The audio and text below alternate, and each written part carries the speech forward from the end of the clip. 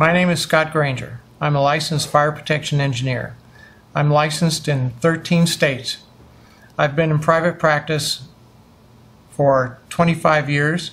I've been a practicing engineer for 39 years. 50% of my practice is in forensic engineering. About 20% of my practice is in fire and building code analysis work, and 10% of my practice is in structural fire protection, structural fireproofing work.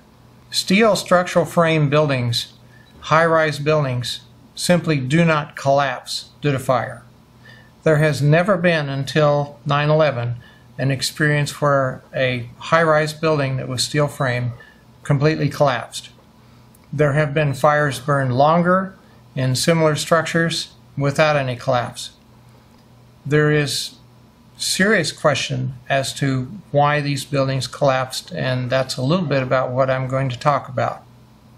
WTC 7, the shortest of the three buildings that collapsed on that day, about 47 stories, was still a very large building. It completely filled a city block, 47 stories tall.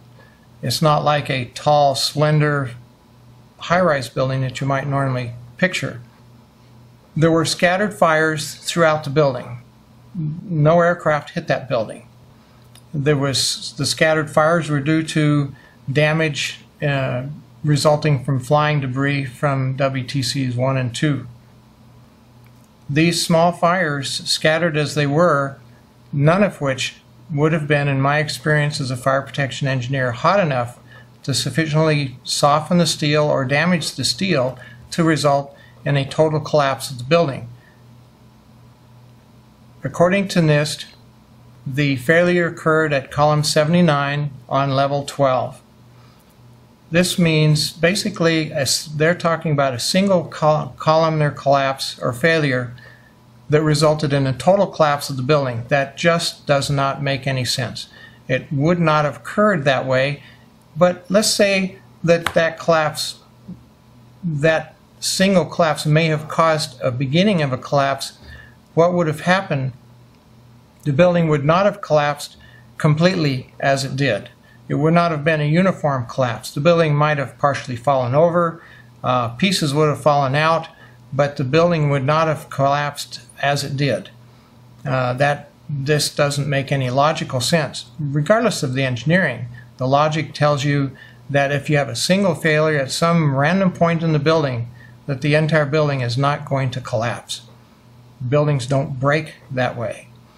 Similar things are true for WTCs 1 and 2, but the important thing here is for WTC 7, the collapse would have been a chaotic, random event. The building would have partially collapsed, possibly, but it didn't. There was a total collapse, and there's very few things that could explain that, none of which are addressed by the NIST report. I have signed the petition for architects and engineers for 9/11 Truth. I felt it was a very important thing to do.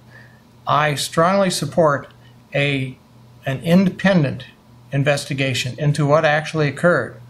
There are many problems, and in fact, as a forensic engineer, I can tell you that unfortunately the government has destroyed much of the evidence. But there's still some evidence available in photographs of the evidence, so hopefully there's enough left that we could do an appropriate investigation, that an investigation could be done that would be independent of the government, independent of all of the influences that obviously were in effect during the NIST investigation. Thank you.